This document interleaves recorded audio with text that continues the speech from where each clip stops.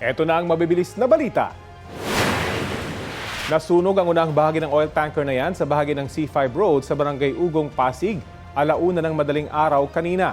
Ayon sa driver, papunta siya sa Batangas para magkarga ng fuel oil nang magliyab ang tanker.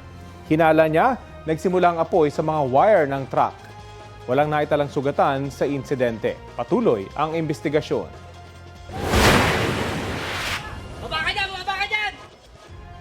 Arestado ang lalaking yan na suspect sa pamamaril sa isang consultant ng isang kumpanya sa Tagaytay, Calamba Road sa Laguna. Base sa investigasyon ng pulisya, nagmamaneho ng sasakyan ng biktima nang paulanan ng bala ng suspect nitong April 23. Dead on arrival sa ospital ang biktima sa dami ng tinamong bala. Natunto ng suspect kinabukasan sa tulong ng GPS na nakakabit sa kotseng ginamit sa krimen na napag-alamang inarkila lang. Nasabat sa kanya ang 2 pakete ng umano'y shabu at 2 magazine ng baril. Walang pahayag ang suspect na nahaharap sa reklamong murder at paglabag sa Comprehensive Dangerous Drugs Act.